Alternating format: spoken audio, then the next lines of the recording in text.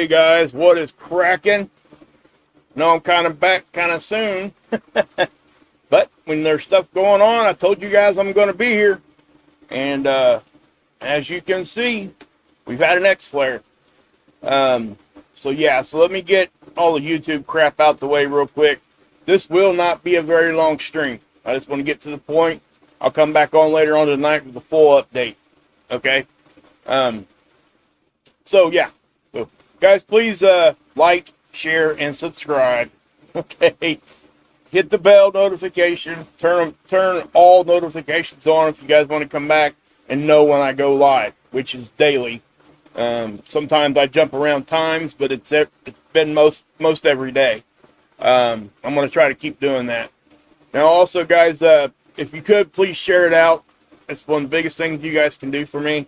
It will definitely get things moving. Okay? It gets the video pushed out. And also, come back and leave a comment.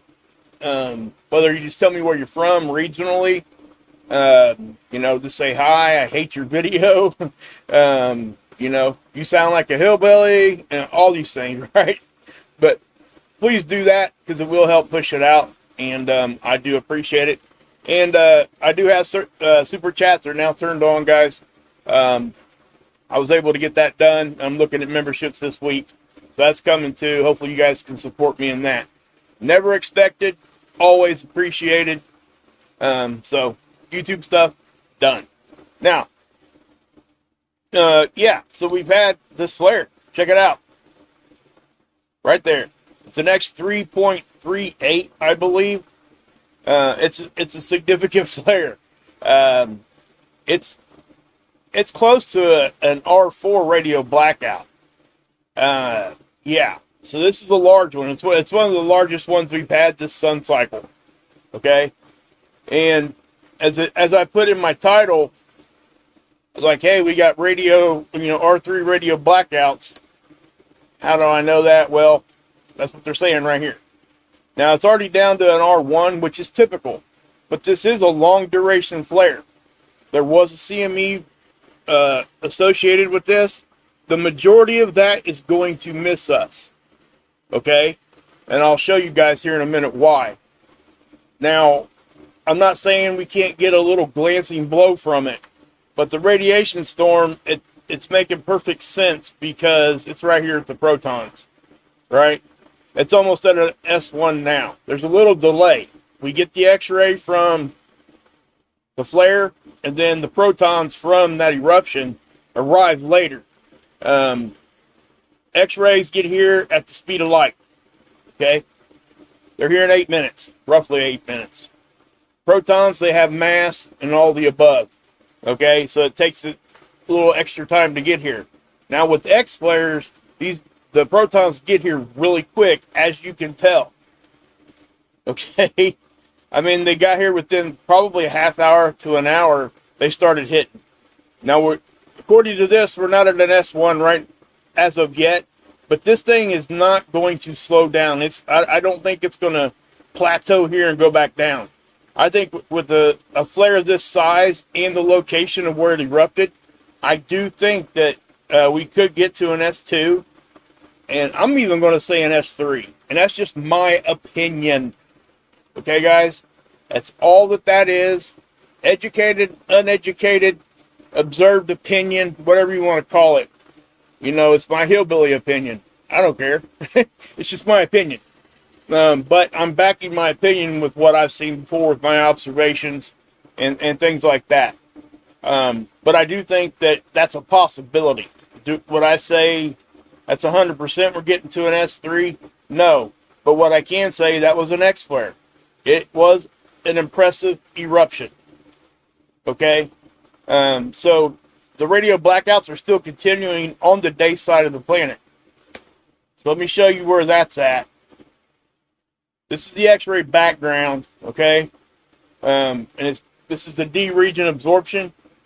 So what you're looking at here, guys, is that flare hitting right there. Now the radiation storm is going to come after that.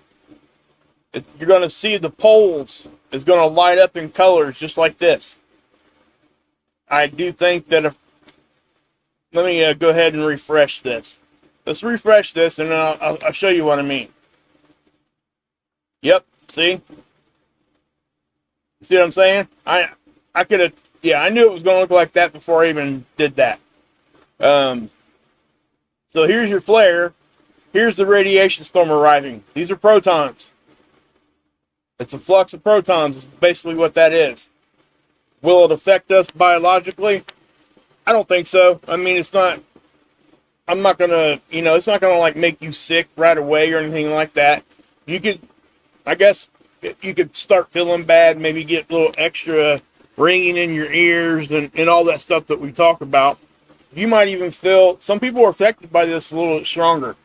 You might even feel a little bit of more tightness in your joints, like arthritis, and anything that you got going on could be amplified. So, and it's just a fact. There's too many studies out there to even try to say that doesn't happen, because it just does. That's a simple fact. So, let me show you. If you guys seen the thumbnail, obviously you're seeing that. I went over here to Seeds, and Seeds has not updated yet. Okay? Seeds is right here. This is the Earth. Seeds is just this website. And what they're showing you here, hey, S. North, thank you, buddy. I really appreciate that, Miss S. North. That's very cool. Thank you. Very generous. Thank you so much. But anyway, we've got the Earth here, and this satellite's here, and this satellite has got the LASCO C2 imaging suite on it. Okay? In other words, it's got the camera on the satellite, pretty much. And it's looking from our perspective because it's right out in front of us. Right? And you see this orbit right here? That's the orbit that satellite orbits. And here's the Earth. So it travels with us around the sun, right in front of us. It's as if you went outside and looked up. That's the perspective you're getting here. But Seeds has a tendency to get a little bit of a delay in when they post the data. The data's there. We can go look at data, right? But Seeds doesn't have it updated in their coronagraphs here yet. So what I'm going to do, I guess I could refresh that. Sometimes they go ahead and post it after I've already started this. Now, I can tell you they haven't yet, because if they had, this is LASCO C2, right? This right here, this bar would be lit up. This tries to tell you where the CMEs are. Okay? So this bar would be lit up in any certain color, depending on what kind of computer display you have. Mine shows up in like this orangish color on this computer. My other computer, because the way I got it set up, it's actually red. So take that for what it's worth. Actually, right here it says event of a width greater than 120 degrees. Okay, so if you have a CME blowing off, it's not quite 180. Like if you look to your right and look to your left, that's 180. Okay, so you just bring that down a little bit. If a CME gets that far out, that widespread, it'll light it up in red right here. Okay, now between 60 and 120, it'll be orange, and then you got the black ones here. So anyway, Seeds is lagging. So, well, it's got a delay in the data input. I'll just put it to you that way. But can we still look at it? Of course we can. We can go over here to ISWA. ISWA has so many things you can look at. This up here, I encourage everybody, please go up here, start clicking these little tabs, looking at the data, the models. It will explain to you what you're looking at. Let me explain. If I go here, I hit SDO. It says SDO Space Weather Product, right? Let's go here.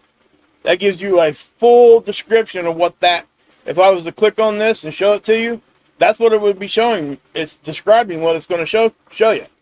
Okay? So, but, it gives you time to, like, sit there, look at it, take it in, and, you know, learn from it. It really is. You can't mess it up. I highly encourage people to do this because our tax dollars paid for this stuff. Go use it.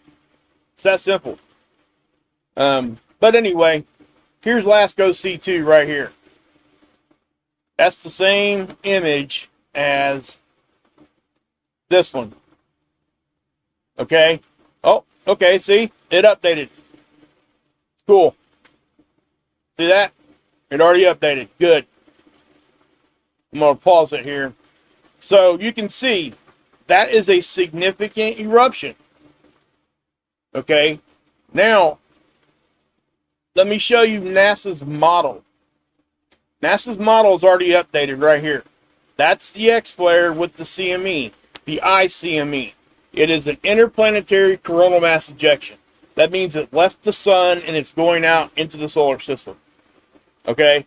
CME, technically, it stays in the corona or don't make it very far out of it, and the sun will draw it back in. It never leaves. Okay? It tries to, but the sun latches back hold of it and brings it back down. Right? That's a CME. An ICME is what this is, going out into our solar system. Now, most people will still just say CME. It's just easier that way. It's kind of an accepted thing. And I know I'm playing semantics here, but there is a difference. So, but anyway, you can see how this thing fans out. Earth is here. Now, right here is about the edge of it, right? Remember, we're talking about a boat going through water. Earth's going through space, you know, solar wind, space weather. We're traveling in that. That's your water, right? Earth's the boat. So you gotta think that sometimes the wake from these things gets pushed out to the side, and it can get pushed out even further. This is a pretty fast mover too. You can tell just by looking at this visually. I don't have any, you know, I could go look at the data and do some calculations and give you a specific speed, but I'm not going to do that right now. I just want to show this to you. I may do that later on tonight when I give you a full update on this. But as you're seeing that, I mean, that's a significant eruption, guys. If this would have happened, you know, 2-3 days ago, this sunspot would have been over here. It would have been close to the Earth strike zone. Okay? And it's significant. We need to pay attention to it when that stuff is going on. So it still does have a chance to give us like a glancing blow, I would think, just because of the power of it. It's big. It's an X flare. And it generated a pretty decent CME. Now, that is one of the coolest photogenic flares I've seen in a very long time. It just looks cool. Okay? And this is another way for me to show you guys that if this flare was over here, yes, we would still see, you know, the reflections here, this X signature that shows up. And that's not why they call it an X flare. Okay? You can see C-class flares have the little X signature. Okay? It's just the way the imager sees it. Alright? Reason why we get to see this one so cool is because it's on the limb and most of it is actually rotated off. So it's being occulted a little bit. In other words, the sun is blocking some of the X-ray. With that being said, you know what that means? This was bigger than an X3. Okay?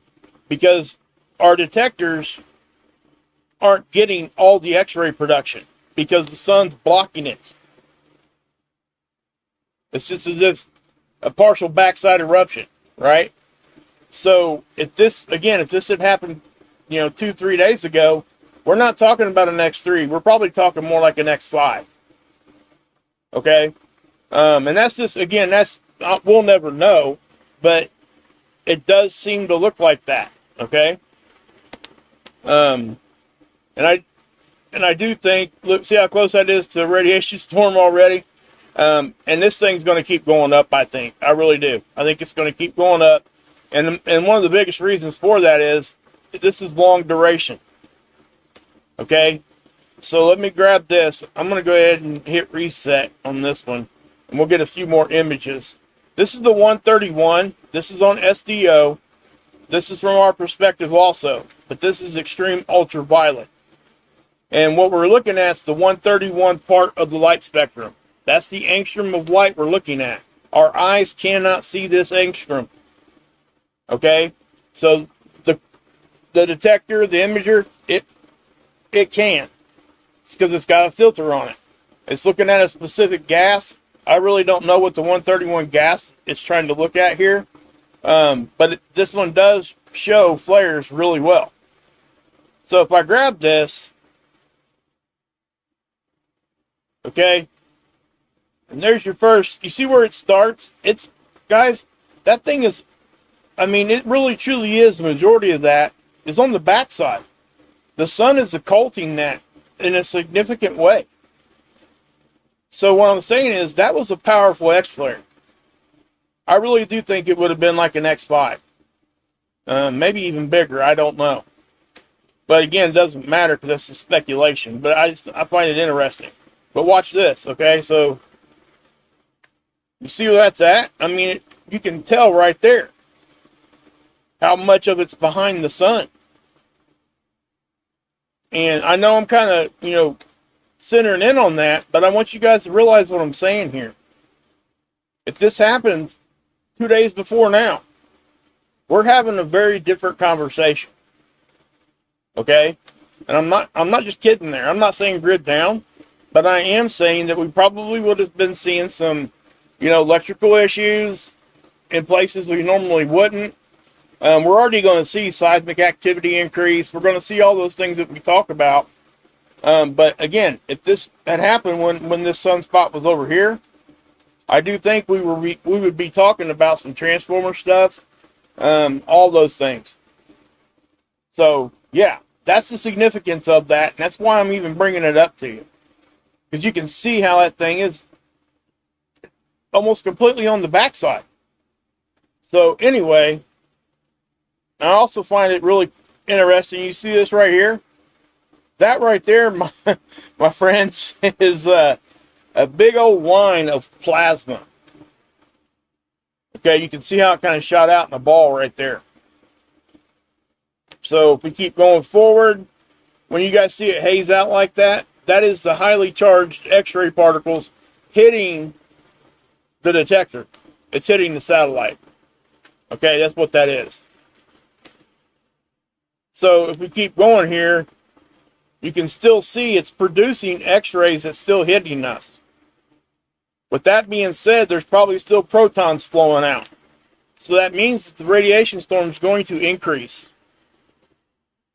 Now, we don't always get radiation storms even with X flares. It really does matter where it's at, what kind of eruption it was,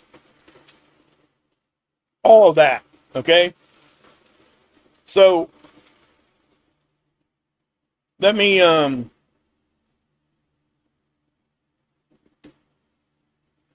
on a minute, guys, sorry.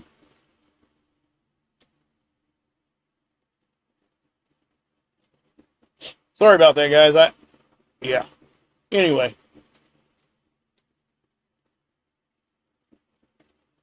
So, we'll go forward here and we'll look at it again. I'm going to run it back and forth. Okay. We also have a solar tornado down here. It's just a cool feature I noticed. Okay. I mean, that really was a big blast, guys. I can't stress that enough. Now, also, if you notice, when that thing hit, the energy, and I'm going to show you on a different angstrom here in a minute, it disrupted this sunspot and the sunspot up here. It made things a little bit more unstable. Okay? That's just what happens. All right? When we get these bigger eruptions, it affects pretty much that whole side of the sun's being affected. If not the whole sun, by just being put into a state of excitement a little bit. Okay? So let me, I'm going to back this off again. And I will, let's back that off a little more. So this is the 171.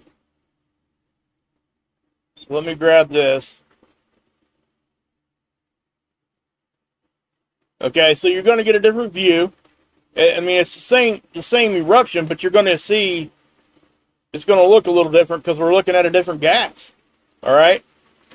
And again, I'm not sure what the 171 is showing us. Oh, by the way, go over and check out Matthew Shipley's channel. Guys, he's got great graphics. This is already on his channel, okay? I got a notification as I was putting this together that he went on there and did his, I think he just kind of, like, he does a 24-hour live feed, and it's just graphics, right? The CMEs and all the stuff that we look at here. All the data stuff. Space weather, right? And some earthquake stuff. I think he shows some of the geysers and stuff also. But it's a 24-hour live feed he keeps running. But when things like this happen, he'll come on and give a short little explanation. But his graphics are awesome. So please go check him out. Again, his name's Matthew Shipley. If John and the Spirit's in here, me and him are over there talking in the chat sometimes. Hey, that's a cool little emoji there, S-Nort. I like that. Okay, so watch the corona right here. The atmosphere of the sun. Okay, there's your little, I don't want to call it little, there's a jet of plasma getting shot off. See how fast that thing's moving? Look at that. Big old ball of plasma. That thing's not going to hit us. It's going south. Okay? But you can see how much of the sun was affected just right there. You can even see a little bit of a haze all the way up here. So, yeah, it's a significant eruption.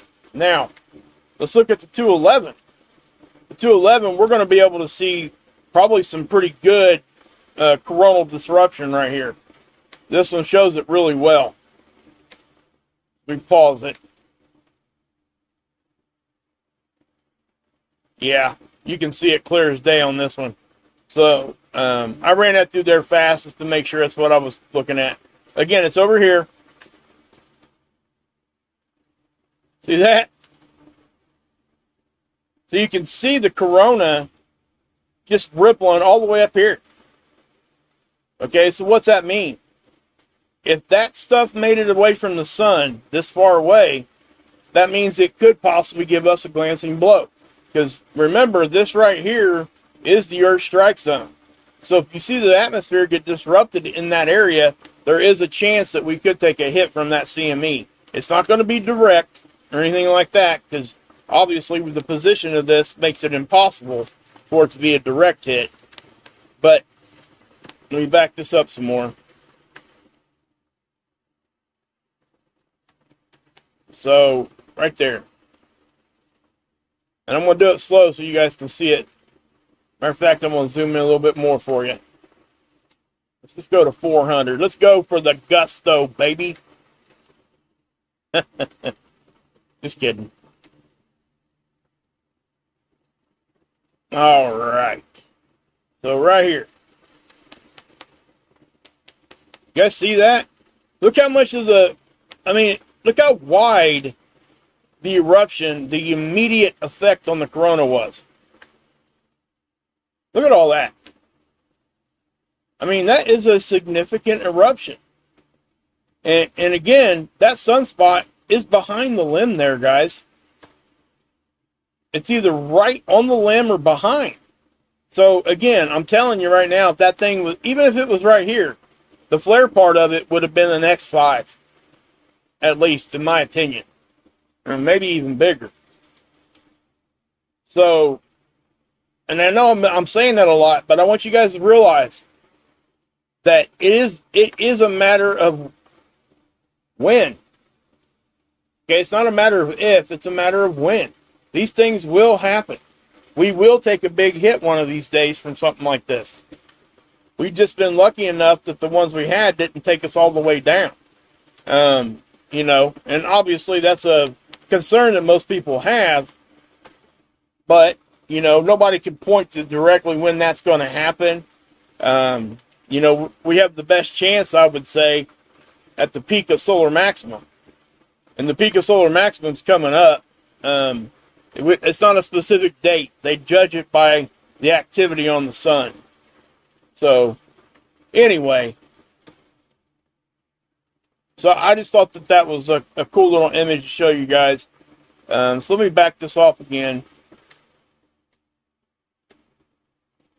Okay.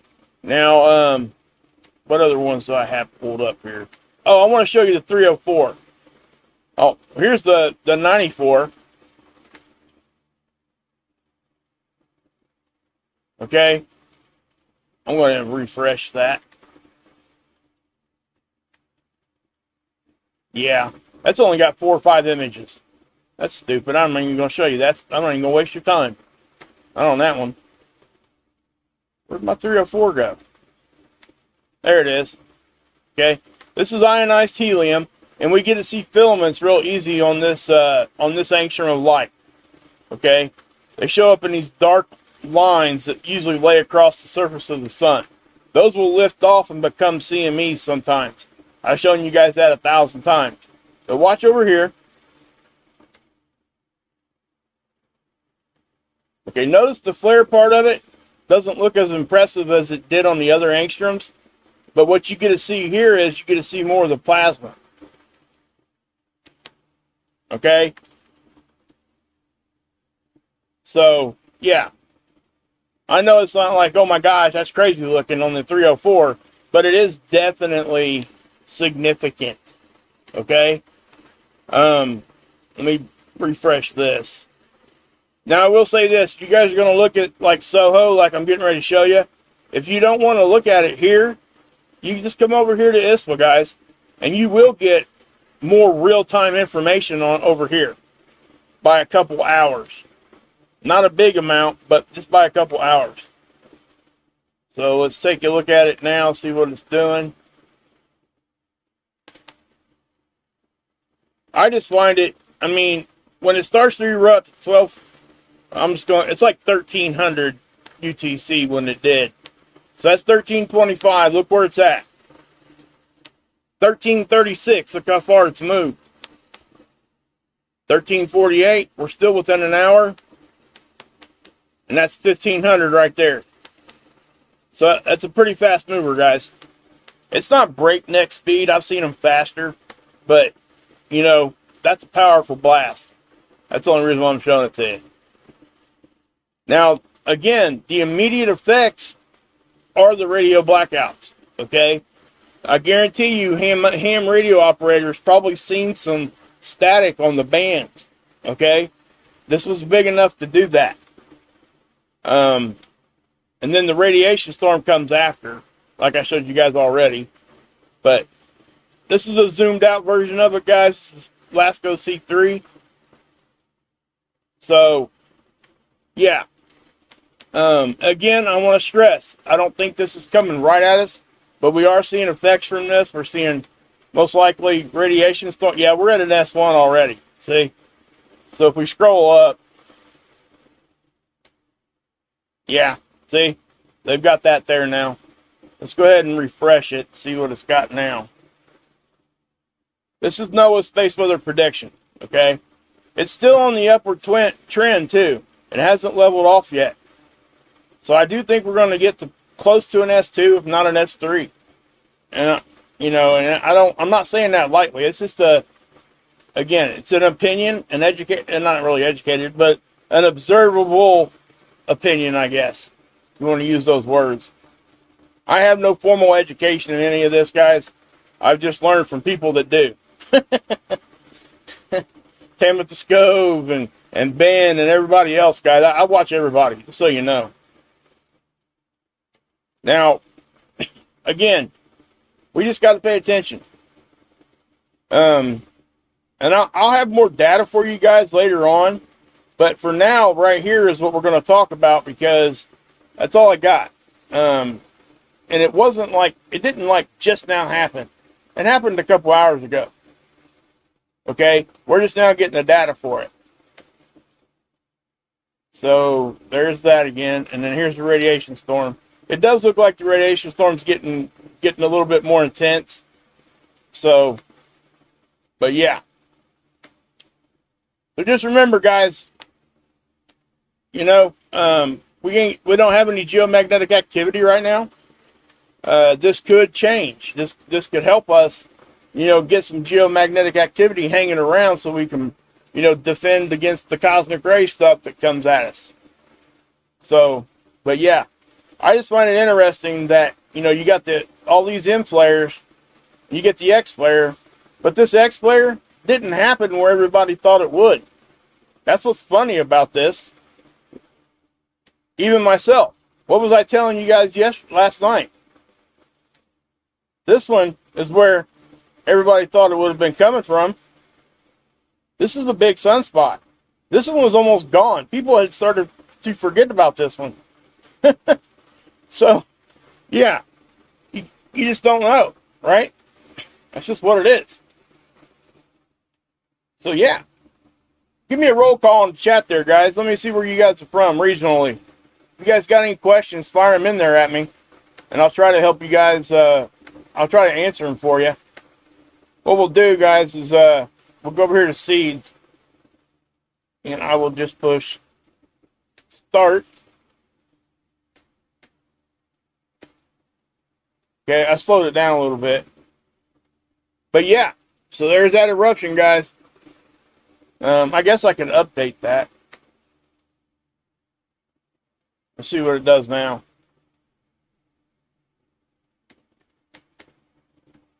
Okay, here it comes.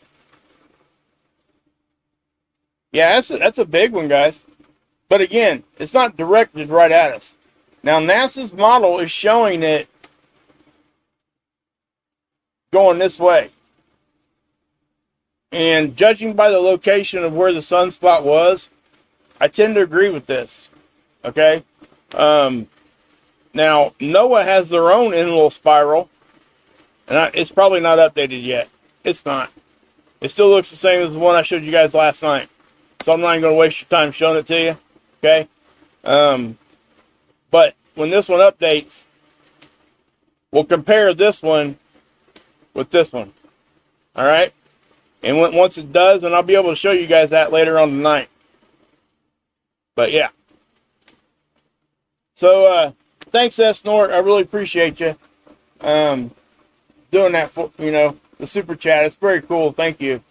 I really do appreciate you guys. And all my mods. I love all my mods. Just awesome stuff. Well, go check out Matthew Shipley, guys. If you guys want to see some really cool graphics on this X-Flare. If you guys got any questions, fire them in there at me, okay? Mods, if I don't see something, please tag me, and I'll see if I can't answer. Hey, Angel. Is Hilly Billy in here? I haven't been looking at the chat, guys. There you are, bud. Good to see you. Hey, Jerry. Hey, George. V, Susan. Butterfly's back. Gunslinger's back. Thomas, what's up? Cole Spiracy, good to see you. Holding it down in the Bronx, baby. Hey, Shaver Girl. Hyper Lynn, Mark, Jerry, Lisa, Courtney James, Spawn 23, Susan Menzel, Christine, Modoc Roughstock, what's up? Cookville, Tennessee, what's up, Yobi? I got family that live down in Crossville. Well, they live in Fairfield Glade. It's a little ways away, but yeah, it's in that part of Tennessee.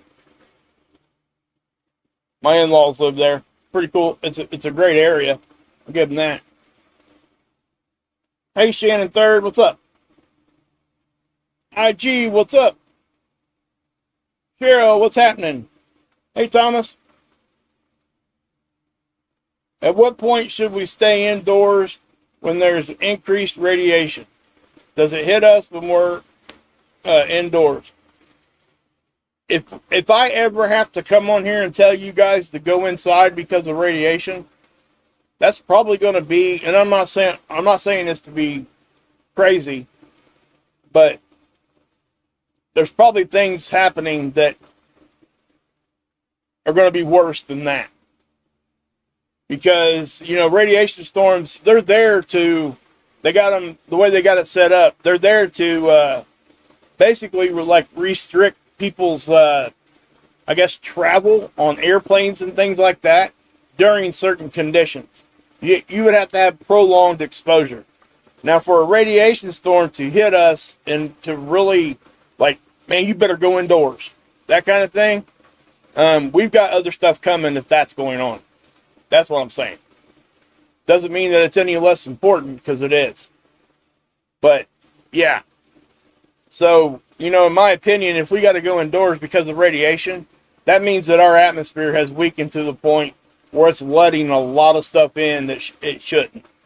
And that's just, again, my opinion. What's up, Chris? Lord Andrew's in the house, baby. But again, guys, go check out Ripper, Trinity, Red Pill, Blue Pill, Hi-Ho, Kermit the Frog. Go check out Tommy over at the Lifeboat. Go check out Marf. Everybody knows Marf. But I'm going to shout Marf and Dex out every time. What's up, Miss Hermit? For these who struggle. Oh, okay. Yeah, that's a good point, Miss Hermit. I mean, it really is. It can affect you mentally, guys. It affects us, the biology of us, right? But it also changes the human resonance. It changes the vibrational frequency around you. And that's a direct shot straight to your mental capacities. Okay? You can make somebody go crazy just simply by adjusting the frequency and directing that towards somebody. Okay? If you get on YouTube, you guys can look and you can find healing frequencies, you can find relaxing frequencies, and all it's doing, you'll hear a hum, but it's set at a specific hertz level. And so what I'm saying is that, yeah, it can make you, that's what you should be concerned with that. And that, the stuff that's going to make us like immediately get a little out of kilter like that to a really, really significant way are going to be in extreme eruptions. Okay. But we do still see the impacts of that long term. They pump 7.83 hertz into the space stations and stuff, because if they don't, they call it space sickness. And I've said this 1,000 times now, but they will go crazy if they don't have that over an extended period of time. Holly Hobby World, what are your thoughts of us going into grand solar minimum? Well, I got a lot of thoughts on it. I'm not even sure where I land on that. Everybody thought we were going to go into it like right now. It's not happening. Okay. And I kind of said that back in the day. I just, those are things that I need more data myself to make a conclusive what I think is when that's gonna happen. And again, I think we're gonna have enough time when we're talking about, solar minimum versus solar maximum. You're talking about grand solar minimum. That's going to be an extended period of time. So we're going to have time to talk about it while it's happening. Keep that in mind. It's not a one-shot bam, we're in solar minimum, oh my God, run for the hills. It's not like that. It takes time to get there. So you'll start seeing signs, and when we see the signs, we'll start talking about it. And there's so many theories out there and so many people with different dates. You won't hear me give you a date ever.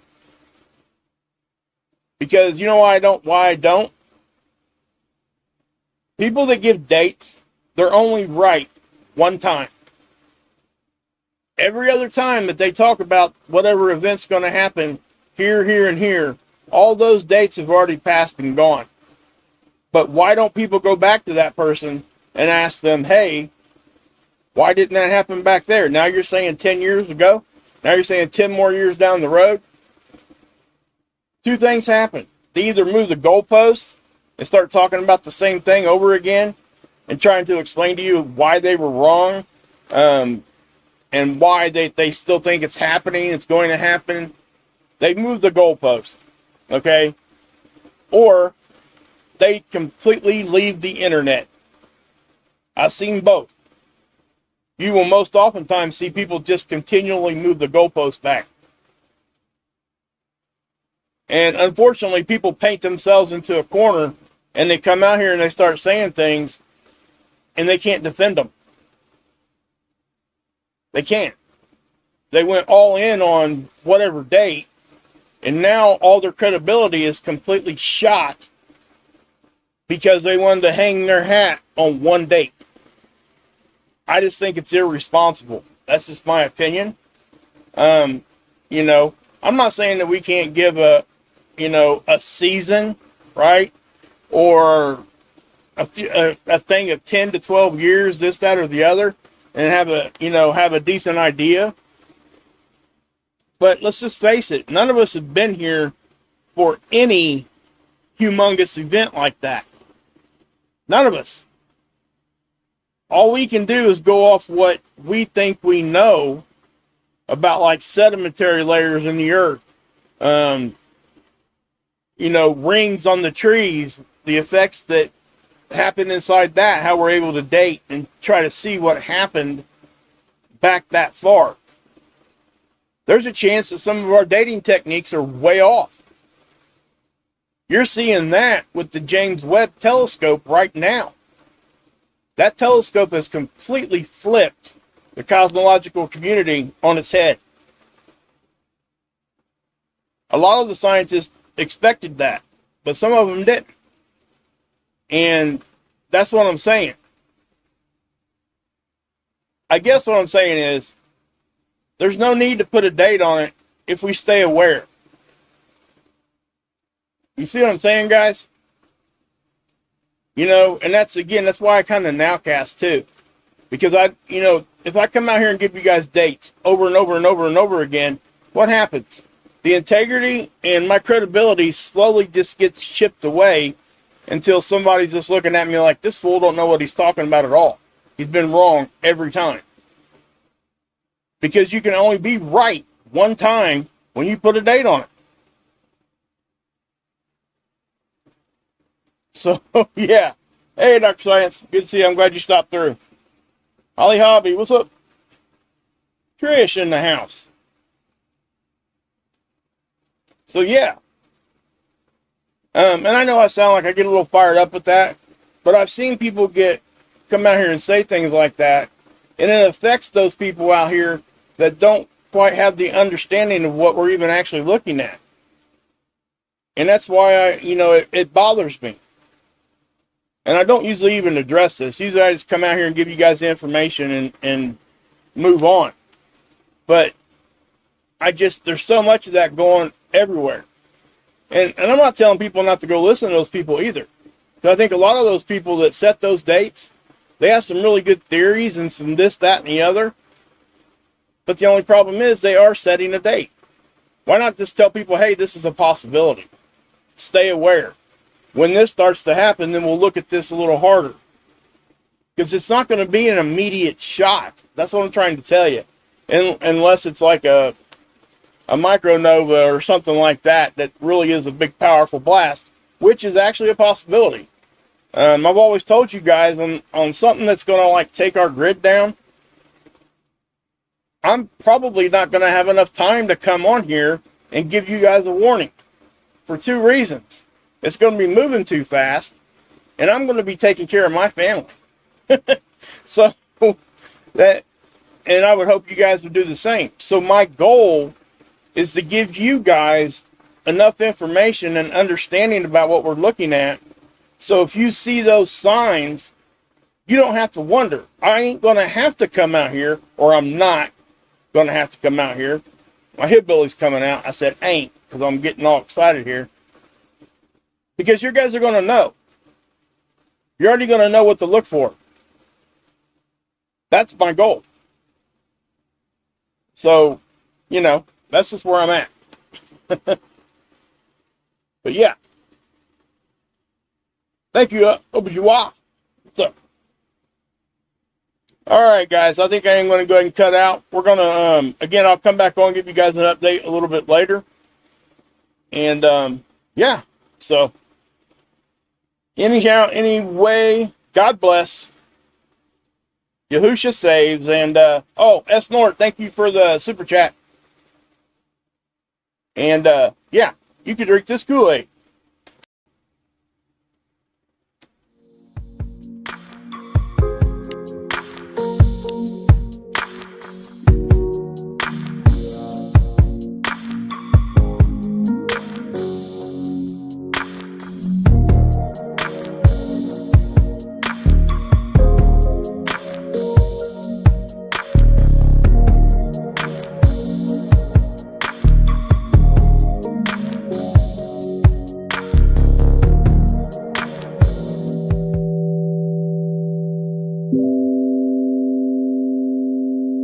You